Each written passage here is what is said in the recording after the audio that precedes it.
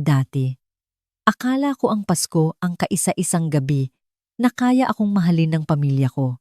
Pero 5 araw bago mag Noche Buena, lahat ng pinaniniwalaan ko tungkol sa kanila ay gumuho.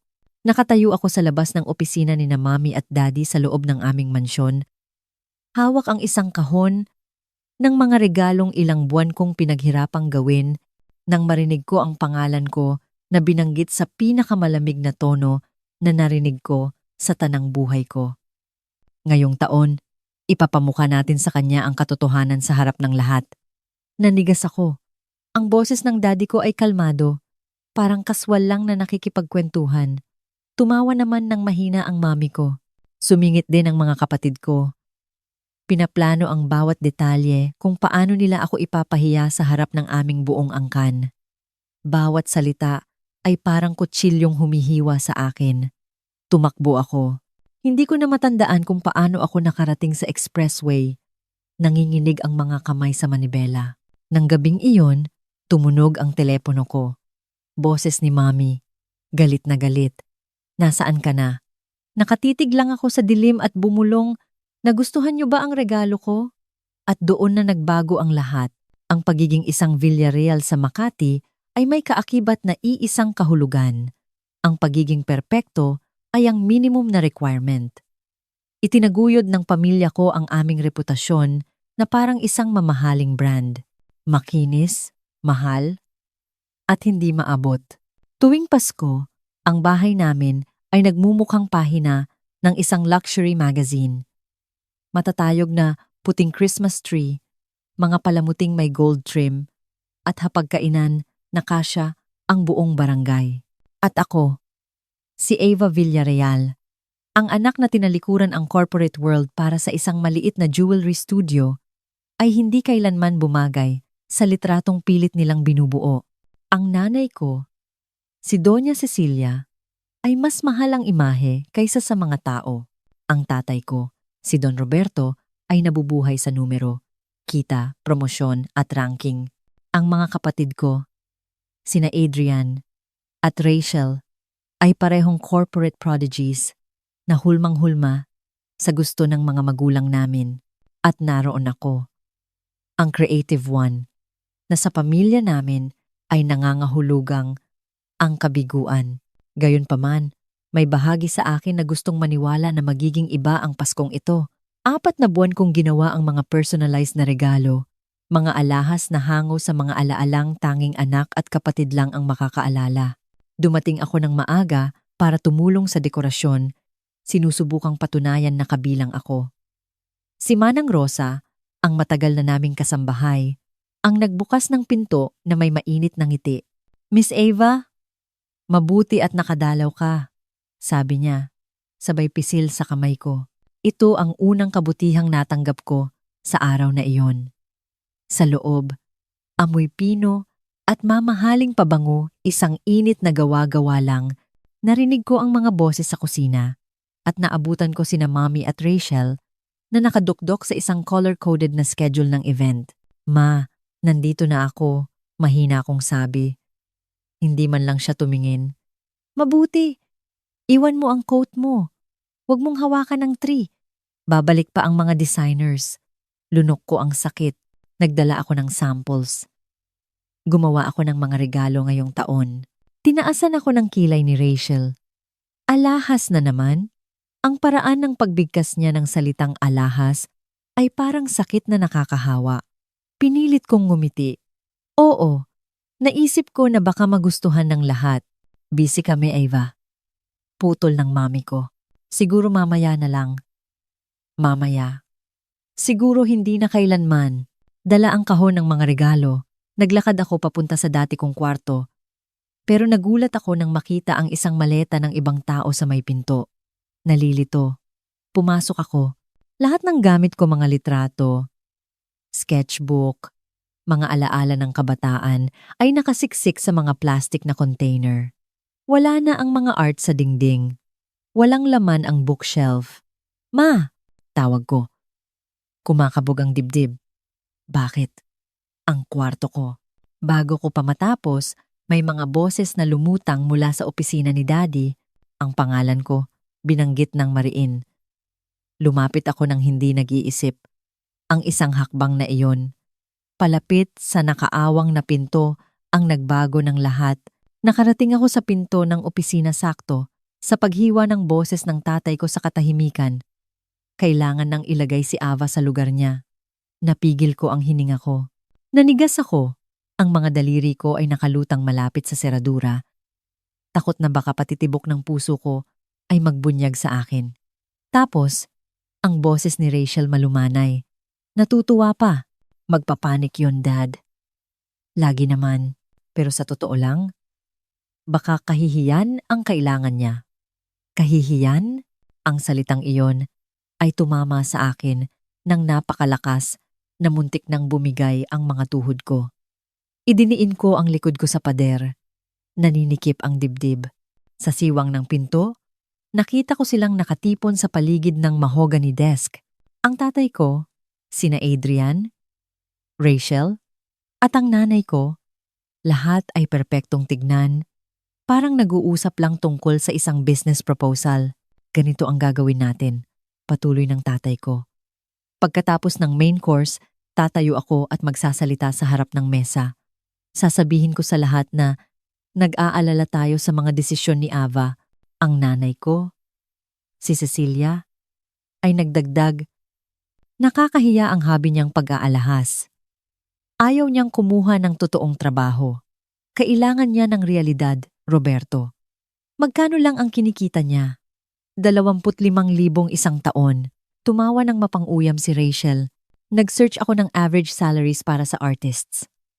Honestly, dapat magpasalamat pa siya na sinusubukan natin siyang tulungan. Binuklat ni Adrian ang isang tumpok ng mga papel. Gumawa ako ng charts, sabi niya, na parang nagpe-present sa board meeting. Ipapakita ko sa pamilya ang comparison ng kita ni Ava kumpara sa kung ano ang pwede niyang kitain sa isang entry-level corporate job. Hindi ko alam kung ano ang mas masakit ang mga salita o ang katotohanang naghanda pa sila ng mga dokumento. Mahapdi ang lalamunan ko. Tumawa nang madilim ang tatay ko. Kapag nakita niya ang mga numero sa screen, wala na siyang matataguan. Screen? Balak nila akong ipahiya gamit ang presentation? Sa harap ng 30 kamag-anak, muling nagsalita ang nanay ko. Matalim at planado ang tono. At kapag napilitan na siyang aminin na tapos na ang pantasya niyang ito sa alahas, aalukin natin siya ng posisyon sa kumpanya. Walang masyadong responsibilidad, ligtas. Kontrolado. Controlled. Siyempre, singit ni Rachel. At dapat sabihin natin sa kanya ang tungkol sa kwarto. Hindi niya pwedeng iwan ang mga luma niyang gamit dito. Kailangan natin ang space. Kumirot ang tiyan ko. Kaya pala nila nililinis ang kwarto ko. Hindi man lang sila naghintay ng Pasko. Dagdag pa ni Dad, mas mabuting gawin na ngayong gabi. Masyado siyang abala sa dinner para mapansin ang mga staff na naglalabas ng mga gamit niya. Naramdaman ko ang pagbasag ng kung ano sa loob ko. Hindi kalampag, hindi sigaw, kundi isang tahimik at nakapanghihinang pagkasira. Tapos, sinabi ng nanay ko ang bagay na dadalaw sa akin sa loob ng ilang araw. Ang maliit niyang negosyo ay parang macaroni art na inuuwi ng mga bata galing school. Cute sa umpisa, pero katawa-tawang panghawakan bilang isang matanda. Nagtawanan ang lahat, pati si Adrian, pati ang kapatid na dating tumutulong sa akin maghalo ng resin sa garahe noong mga bata pa kami. Lumabo ang paningin ko. Kumurap ako ng mabilis. Pinipilit ang sarili na huwag gumawa ng ingay, huwag mahuli dahil kailangan kong marinig ang bawat huling katotohanang tinatago nila sa likod ng makikinis nilang ngiti. Sa huli, nagtapos ang tatay ko. Ngayong Pasko, matututunan niya kung sino talaga siya. May bumulong sa loob ko. Mali ka. Ngayong Pasko, matututunan ko kung sino talaga kayo. Umatras ako mula sa pinto. Halos hindi na ako maalalayan ng mga binti ko. Ang bigat ng pagtataksil nila ay dumudurog sa bawat paghinga ko. Iyon ang sandaling tumigil ako sa pagiging anak nila at nagsimulang maging isang taong hindi ko pa kilala. Hindi ko na maalala ang pag-alis ko sa bahay. Isang saglit, nakatayo ako sa labas ng study room, nanginginig. At sa susunod, Sumusuray-suray na ako palabas sa napakalamig na gabi. Ang hininga ko ay mababaw at putol-putol. Nanginginig ang mga kamay ko, kaya nahulog ko pa ang susi ng 2 beses bago tuluyang nakapasok sa kotse. Pinaharurot ko ang sasakyan palabas ng driveway nang mas mabilis kaysa sa nararapat. Ang mga Christmas lights ng mansyon ay lumabo sa rearview mirror, ginto, puti, maliwanag, isang ilusyon ng init na hindi kailanman naging akin. Ang malamig na katotohanan ay humampas ng mas malakas kaysa sa hangin ng Disyembre. Hindi nila balak tulungan ako. Balak nila akong wasakin. Hindi ako umiyak noong una. Nagmaneho lang ako ng walang direksyon, desperado, hanggang sa naging malabo na ang screen ng Waze at ang mga road signs sa expressway. Nang huminto ako sa isang gas station sa NLEX, pakiramdam ko ay gumuho na ang dibdib ko. Pinarada ko ang kotse, pinatay ang makina, at ang katahimikan sa loob ng sasakyan ay hindi ko makayanan. Doon na bumuhos ang luha. Hindi mahina, hindi banayad, kundi yung klase ng iyak na nakakasakal, yung klase na mapapayuko ka sa manibela dahil hindi kaya ng katawan mo ang sakit. Hawak ko ang tela ng coat ko nang mahigpit hanggang sa namuti ang mga buko ng daliri ko. Paano nila nagawa to? Bulong ko sa dilim. Basag ang boses. Tumunog ang phone ko sa passenger seat. Siyempre, tumatawag si Mami. Hindi ko sinagot. Halos hindi ako makahinga. Paano pa ako magsasalita? Matapos ang pangatlong missed call, ginawa ko ang tanging bagay na naisip ko.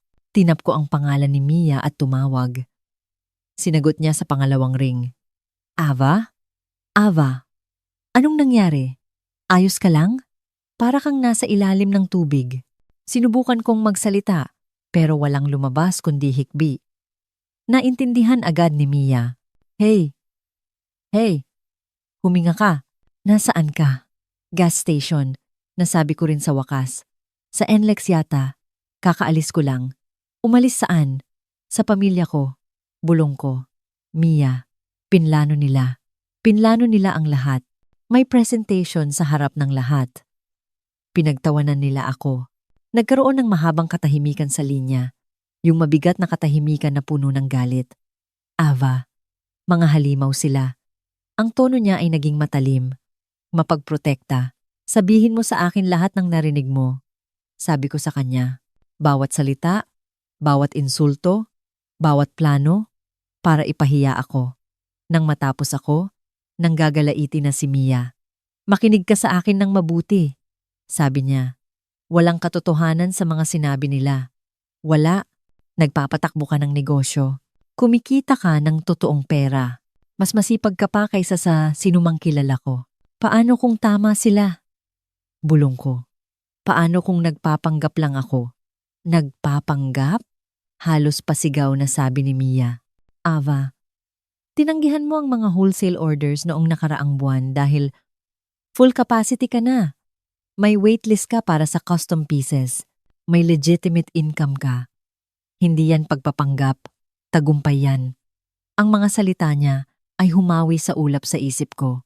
Ava, hindi ikaw ang failure. Sila, at takot na takot sila na ma-realize mo yon. Nagpakawala ako ng nanginginig na hininga. Sa unang pagkakataon mula nang umalis ako sa bahay, may maliit na kislap ng linaw sa loob ko. Mia, hindi ko alam ang gagawin ko. Uuwi ka, mariin niyang sabi. Sa akin. Sa kondo ko. Hindi sa kanila. Kakausapin kita sa phone hanggang sa makarating ka dito. Tumango ako kahit hindi niya nakikita. Okay, bulong ko. Good. Ngayon, start mo na ang kotse. Nandito lang ako. Kaya ginawa ko. Pinaandar ko ulit ang makina. Bumalik sa highway. At sinundan ang boses niya. Malambot. Matatag. Ligtas pabalik sa buhay na akala ko ay kulang. Hindi ko pa alam noon. Pero ito ang gabing tumigil ako sa pagmamakaawa para sa isang pamilya at nagsimulang piliin ang sarili ko. Nang makarating ako sa apartment ko sa Quezon City, madilim pa ang langit pero may pahiwatig na ng bukang liwayway. Ang building ko ay hindi glamoroso. Walang marble floors, walang chandelier, walang manicured na hardin gaya ng sa mga Villarreal. Pero nang buksan ko ang pinto at humakbang papasok, niyakap ako ng init na parang kumot. Hindi ko alam na kailangan ko ang maliit na two-bedroom place na ito. Binayaran ko ang bawat pulgada nito gamit ang sarili kong mga kamay, sarili kong trabaho, sariling puyat, at mga daliring puno ng paltos. Bumuntong hininga ako ng nanginginig habang sinasabit ang coat ko. Masikip pa rin ang dibdib sa kakaiyak. Naglakad ako papunta sa maliit kong studio corner, ang mesa na puno ng mga gemstones, sketches, at packaging materials. Ang mga gamit ko ay nasa kung saan ko sila iniwan. Walang humuhusga sa akin dito.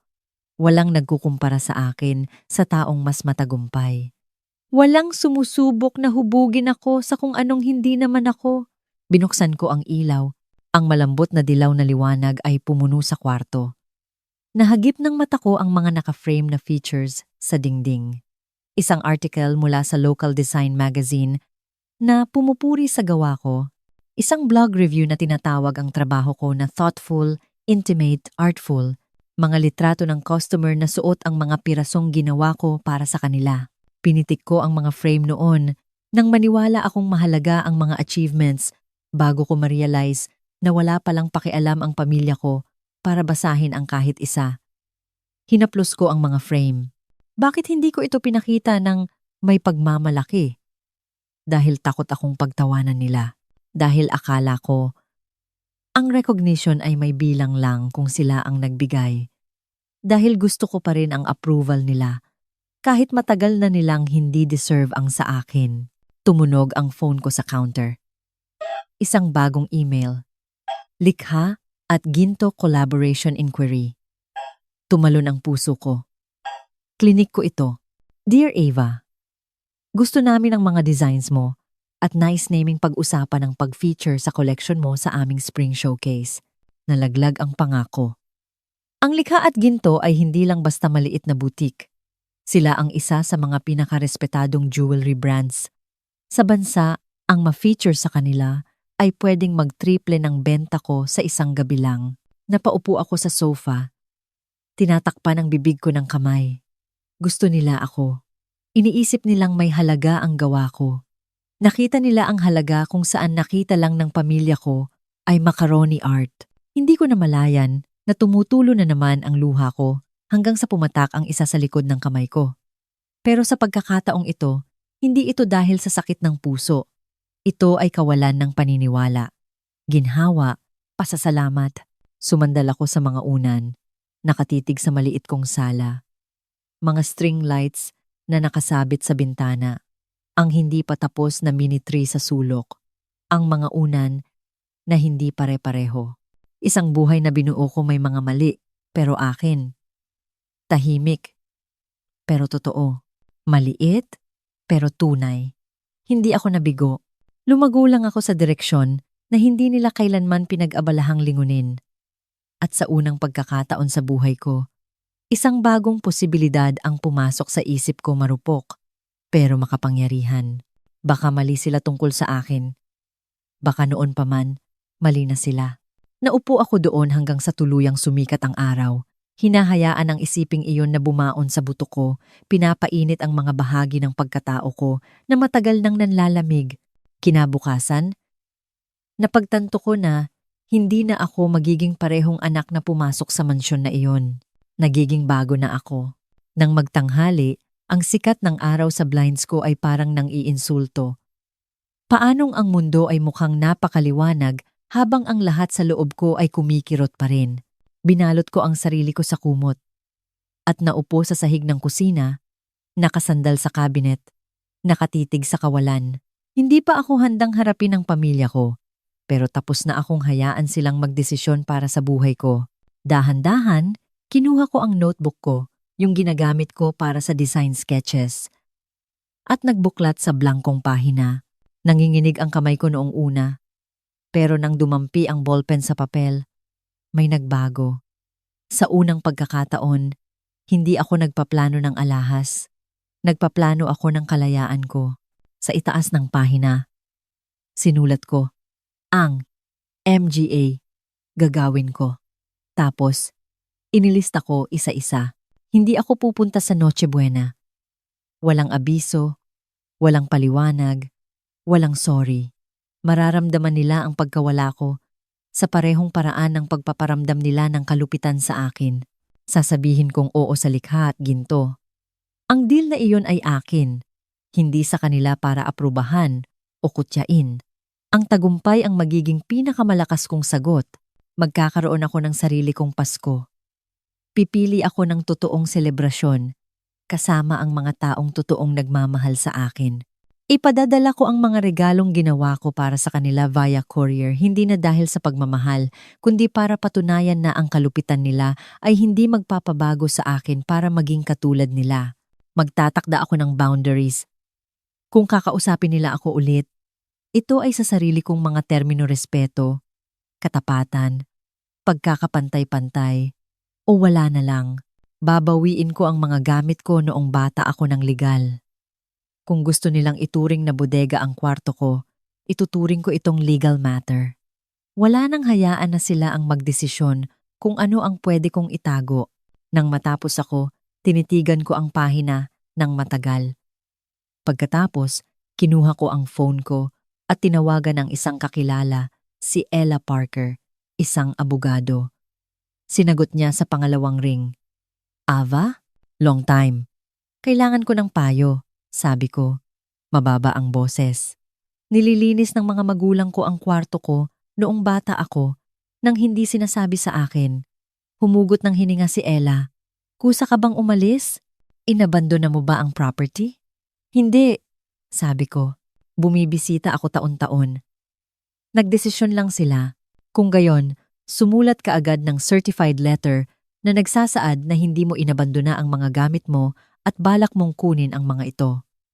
Naglalagay ng legal pressure sa kanila. Hindi nila pwedeng sabihin na akala nila ayaw mo na sa mga gamit. Nagsulat ako ng notes. Okay, salamat Ella. Talaga? Kapag handa ka na, dagdag niya ng mahina. Pwede mo rin akong kausapin tungkol sa emotional boundaries. Pamilyang ganyan, hindi madali. Pero ginagawa mo ang tamang bagay. Ang tamang bagay. 2 salita na walang sino man sa pamilya ko ang nagsabi sa akin. Pagkatapos ibaba ang telepono, nagdraft ako ng sulat na naglilista ng mga litrato, sketchbooks, crafts, jewelry tools, bawat gamit na naalala kong naiwan. Pinrint ko, pinirmahan, at dinala sa post office mismo. Sa sandaling iniabot ko ito sa clerk, naninikip ang dibdib habang umaalis ito sa mga daliri ko. May narealize ako. Ito ang unang akto ng pagtatanggol sa sarili ko. Hindi laban sa ibang tao, kundi laban sa mga taong nagpalaki sa akin. Nang hapong iyon, dumating si Mia sa apartment ko. Walang pasabi. Magulo ang buhok, nakasuot ng malaking hoodie, may dalang 2 kape at isang bag ng tinapay. Mukha kang hindi kumain ng 12 hours, sabi niya, sabay tulak sa akin. Upo, ngayon na. Sumunod ako, medyo nakangiti. Ikinalat niya ang mga tinapay sa counter na parang nagpaplano siya ng sarili niyang intervention. So, sabi niya habang humihigop ng latte, sabihin mo sa akin ang plano. Inurong ko ang notebook sa mesa. Binasa niya ang bawat linya ng dahan-dahan. Tapos, tumingin sa akin. Nagniningning ang mga mata na may halong tapang, may halong pride. Ava! Power to! Hindi ko nararamdamang powerful ako. Pag-amin ko, mararamdaman mo rin. Sabi niya, lalo na kapag nakarating tayo sa part na to. Tinuro niya ang linya. Magkaroon ng sariling Pasko. May alam akong rest house. Patuloy niya. Sa Baguio, sa pinsan ko. Bakante ngayong holidays. May fireplace, malamig, pribado, payapa. Pwede tayong pumunta doon. Bumuka ang bibig ko. Mia, hindi. Hindi ko pwedeng hilingin yan. Hindi ka humiling, mariin niyang sabi. Nag-aalok ako at pupunta tayo. Tapos ang usapan. Natawa ako. Talagang natawa sa unang pagkakataon mula kagabi. Ngumisi siya. Good. Mag-impake ka ng makapal na damit. Aalis tayo sa 23rd. Sa Ika, 20 true. 2 araw bago ang Noche Buena dinner kung saan plinano ng pamilya ko na wasakin ako pero wala ako doon. Sa wakas, hindi ako tatayo sa apoy para lang patunayan na karapat-dapat akong mahalin. Pipiliin ko ang mga taong alam na kung sino ako. Dumating ang bisperas ng Pasko na may manipis na hamog sa kalsada, ginagawang tahimik at parang panaginip ang syudad. Katatapos lang namin ni Mia magsakay ng huling bag sa kotse niya nang tumunog ang phone ko. Mommy calling. Hinayaan ko itong mag-ring. 5 segundo ang lumipas, Adrian calling. Tapos Rachel calling. Alas, Ice, imamindong lang gabi. 1 minuto bago magsimula ang cocktail hour ng mga Villarreal, tuwing Noche Buena. Halos ma-imagine ko na ang eksena, ang mga kristal na baso, ang matatayog na tree, ang perpektong ayos ng pagkain, at isang bakanting pwesto kung saan inaasahan akong tatayo. Nakangiti, nagkukunwaring walang mali, nag-vibrate ulit ang phone ko. Hindi ako tumingin. Binuksan ni Mia ang pinto ng driver's seat. Hayaan mo sila. Aalis na tayo in 2 minutes. Pero may isa pang tawag. Sa pagkakataong ito, mula sa numerong kabisado ko kahit hindi tumingin, ang tatay ko. Ibinaligtad ko ang screen. Nanginginig ang mga kamay. Gusto mong itapon ko sa bintana? Tanong ni Mia. Muntik na akong umuo. Sa halip, humugot ako ng malalim na hininga. Hindi. Kailangang ako ang magdesisyon. Bulong ko. Hindi sila. Parang tinawag ng mga salita ko. Tumigil ang pagbuzz ng phone para lang tumunog ulit agad. Mommy calling. Bumuntong hininga ako. Kung hindi ko sasagutin, tatawag siya buong gabi. E di sagutin mo. Malumanay na sabi ni Mia. Pero wag mong hayaang hilahin ka pabalik. Lumunok ako ng malalim at pinindot ang answer. Hello? Ang boses niya ay sumabog sa speaker. Nasaan ka? Napapikit ako. Walang bate. Merry Christmas din sa'yo, ma. Hindi ito ang oras para sa sarcasm, Ava. Bulyaw niya. Kanina pa kami naghahanap ng daddy mo sa'yo. Nandito na ang mga bisita. Hinahanap ka ng lola mo. Kailangan mong umuwi ngayon na. Hindi ako uuwi. Mahina akong sabi. Isang matalim na singhap. Excuse me? Narinig mo ba ako? Ava Jane Villarreal? Sabi niya. Binababa ang boses sa malamig na tonong ginagamit niya kapag gusto niya ng kontrol.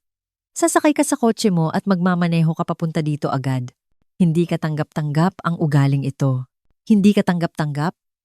Siyempre, lahat ng ginagawa ko ay tumingin ako sa labas, sa mga ilaw ng kalsada, nararamdamang may tumigil na sa panginginig sa loob ko. Ayoko, sabi ko. Isang maliit na salita. Pero parang nagbuhat ako ng bundok. Anong sinabi mo? Utos niya. Sabi ko, ayoko ma. Hindi ako uuwi. May marahas na kaluskos sa kabilang linya. Parang bigla siyang tumayo. Ava, wag mong gawin to. Wag ngayong gabi. Wag.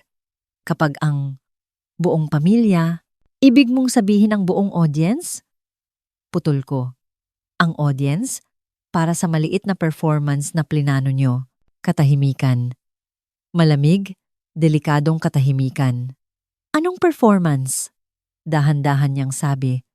Nagkukunwaring nalilito, gaya ng inensayo niya. Narinig ko ang lahat, sabi ko. Bawat salita kagabi sa labas ng study ni Dad. Mas mabigat na katahimikan ngayon. Kaya idiniin ko pa ang kutsilyo. Ang presentation na prepare ni Adrian. Ang speech na inensayo ni Dad. Ang plano niyong ipahiya ako sa harap ng 30 tao. Ang kwartong nilinis niyo ng patalikod. Ang mga biro, ang tawanan. Halos marinig ko ang utak niyang nagkakagulo. Ava, nami-misinterpret mo lang. Hindi, sabi ko. Sa wakas, naintindihan ko na. Naging taranta ang boses niya. Ava, nagiging madrama ka. Concerned lang kami sa future mo. Ang concern. Hindi tunog tawanan. Bulyaw ko. Ang concern. Hindi tinatawag na macaroni art ang trabaho ko. Ang concern. Hindi kailangan ng PowerPoint. Bumuga siya ng hininga. May halong galit na sa dulo. Nakisilip ka. Paratang niya. Naglalakad ako papunta sa kwarto ko. Pagtatama ko, isang kwartong inalis niyo na ang laman. Ava, makinig ka sa akin. Hindi, sabi ko ulit. Kayo ang makinig. Hindi nanginginig ang boses ko. Sa unang pagkakataon sa buhay ko, hindi ito nanginginig. Hindi ako uuwi. Hindi ngayong gabi. Hindi bukas. Hindi hanggang sa matuto kayong tratuhin ako bilang matanda, bilang anak, bilang tao. May responsibilidad ka sa pamilyang ito. Sigaw niya. Wala, kalmado kong sabi. May obligasyon lang akong inimbento nyo. Tapos na akong gampanan yon. Gumagawa ka ng pagkakamali. His niya, magagalit ang daddy mo. May mga konsekwensya. At, tulad ng pagputol sa akin financially, nagbabayad ako ng sarili kong bills. Pagbawi sa kwarto ko, ginawa nyo na.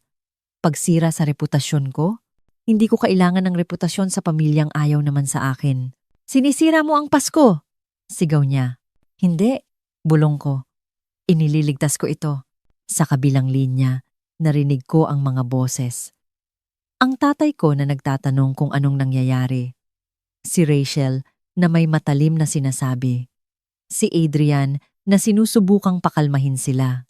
Bumalik ang boses ng nanay ko, babad sa pait. Hindi pa tapos ang usapang ito. Para sa akin tapos na, sagot ko. Merry Christmas, Ma. At binaba ko ang telepono. Nakahover ang hinlalaki ko sa screen. Kumakabog ang puso ko ng sobrang lakas na akala ko naririnig ni Mia. Hindi siya nagtanong kung anong nangyari. Inabot lang niya ang kamay ko, pinisil ito. Okay ka lang? Bulong niya. Tumango ako, kahit tumutulo na ang luha sa pisngi ko. Sinabi ko na sa kanya. Sabi ko, basag ang boses. Sa unang pagkakataon sa buhay ko, sinabi ko sa kanya na ayoko. Ngumiti ng mahina si Mia. Edi tara na, Ava. Naghihintay na ang totoo mong Pasko. Isinuot ko ang seatbelt ko. Pinaandar niya ang makina. Nagsimulang umikot ang mga gulong. Sa likuran namin, ang mansyon ng mga Villarreal ay kumikinang na parang isang kasinungalingan. Sa unahan namin, ang kalsada ay bumabagtas patungo sa malinis na daan. Tahimik, bukas, tapat. At sa unang pagkakataon, hindi pakiramdam na tumatakas ako. Pakiramdam ko, sa wakas, tumatakbo ako pa uwi. Inabot ng 5 oras ang biyahe papuntang Baguio. Pero pakiramdam ko ay unang beses kong nakahinga ng maluwag sa loob ng ilang taon. Kumapal ang hamog habang umaakyat kami sa bundok, binabalot ang mga puno, ang mga harang sa daan, pati ang hangin.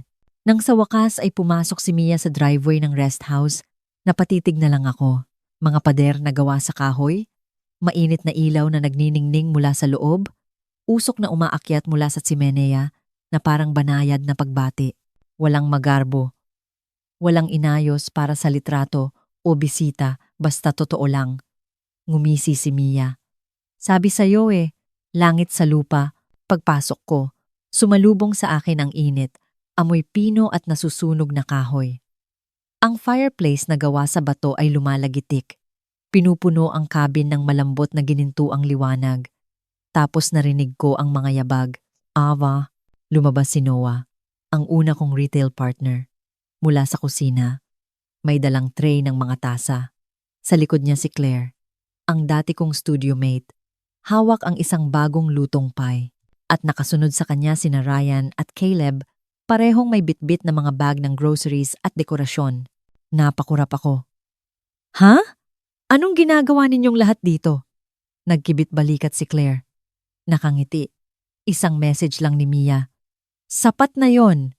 Inabot sa akin ni Noah ang isang tasa ng hot chocolate.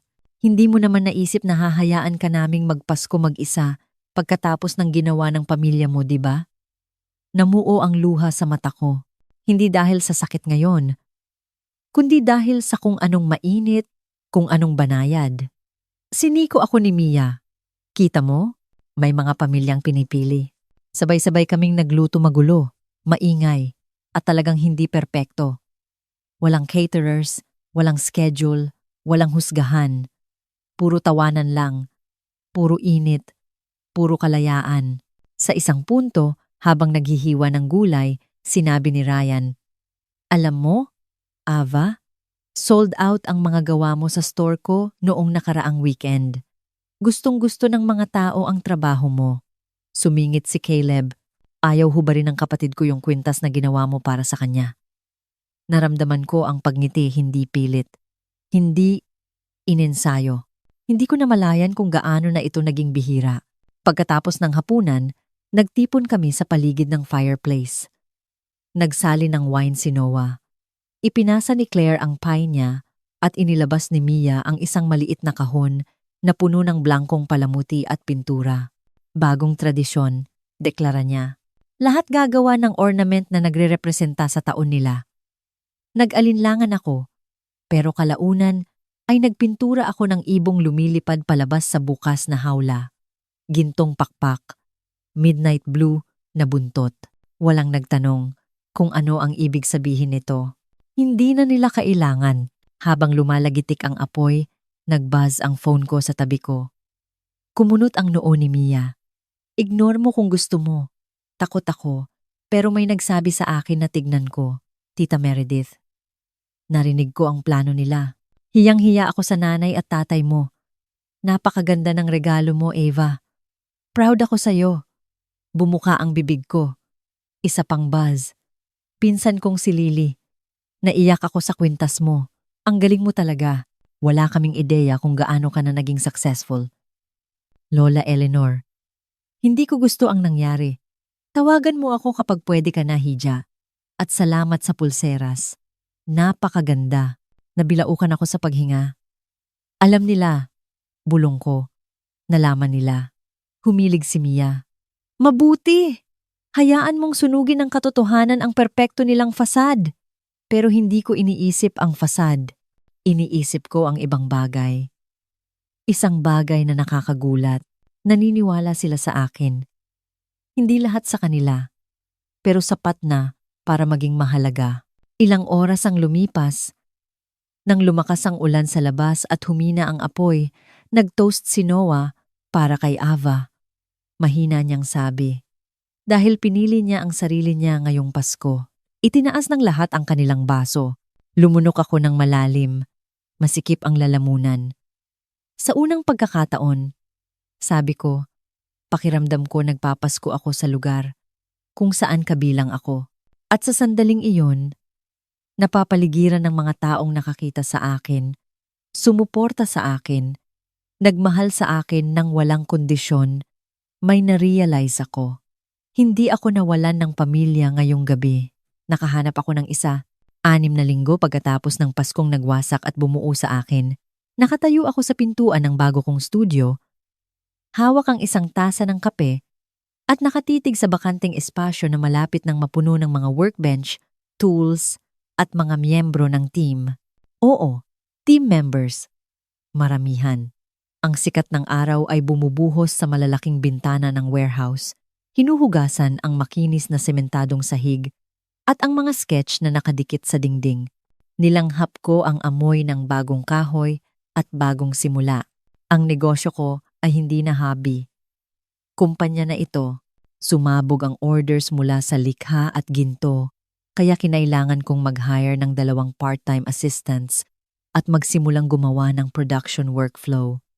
Noong nakaraang linggo, nag-email sila ulit. Gusto ka naming i-feature bilang rising designer sa aming Spring Spotlight campaign. Binasa ko ito ng 3 beses bago rumehistro. Nangyayari ito. Totoo ito. Habang inaayos ko ang mga tray ng gemstones sa bago kong workbench, nagbuzz ang phone ko sa mensahe mula sa kapatid kong si Adrian. "Ava, mali ako sa maraming bagay. Pwede ba tayong mag-usap minsan? Walang pressure." Tinitigan ko ang screen. Nagulat sa katapatan isang bagay na bihira sa DNA ng mga Villarreal. Nag-type ako pabalik. "Sabihan kita kapag handa na ako. Pero salamat." Isang boundary. Hindi pader, kundi isang desisyon. Akin. Pagkalipas ng 20 minuto, isa pang mensahe ang pumasok. "Lola Eleanor, Pinapadalhan kita ng litrato ng pulseras mo. Suot ko sa luncheon kanina at gustong-gusto ng lahat. Kailan mo ako mabibisita? Napangiti ako. Nakakataba ng puso. Ang paanyayang iyon ay mas mahalaga kaysa sa alam niya. Tapos, parang sinusubukan ako ng universo. Isang email mula sa tatay ko ang pumasok sa inbox ko. Isang spreadsheet, isang hindi hininging pagsusuri ng financial trajectory ko. Isang talata na nagpapahiwatig na ang tagumpay ko ay pansamantala lang maliban kung tatanggap ako ng stable corporate role. Sa unang pagkakataon, hindi ko mirot ang mga banat niya. Pinindot ko ang reply. Salamat sa concern. Proud ako sa binubuo ko at maayos ang lagay ko. Hindi ako makikipag-usap tungkol sa pagpapalit ng career. Hangad ko ang kabutihan nyo. Walang paliwanag, walang depensa, katotohanan lang na may nakabalot na boundary. Nagpadala ng mensahe ang nanay ko ng hapong iyon. Ava, ang pagkawala mo noong Pasko ay nagdulot ng maraming tensyon. Mas maganda sana kung magsosorry ka. Hindi ako sumagot. May mga mensaheng hindi deserve ng sagot. 2 linggo pagkatapos noon, nagmaneho ako pabalik sa mansyon kasama si Mia para kunin ang huli sa mga gamit ko noong bata ako. Mainit akong binati ni Manang Rosa at tinulungan akong mag-impake ng lahat sa mga kahon. Ang mga luma kong sketchbooks, ang una kong pliers at wire cutters, isang hindi pa tapos na beaded bracelet noong 11 years old ako. Hindi ito mga paalala ng kabiguan. Patunay sila na noon pa man. Ako na to. Habang nag-iimpake, bumulong si Manang Rosa. Sinubukan ng mami mong ipamigay ang mga luma mong gamit. Pero tinago ko. Alam kong mahalaga yon. Niyakap ko siya. Nang umalis ako sa bahay sa huling pagkakataon, bitbit ang huling kahon papunta sa kotse. Wala akong naramdamang lungkot. Naramdaman ko ang closure.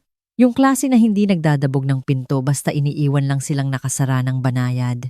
Nang gabing iyon, sa apartment ko, inilagay ko ang mga gamit ko noong bata ako sa istante sa itaas ng bago kong workbench. Luma at bago, nakaraan at hinaharap.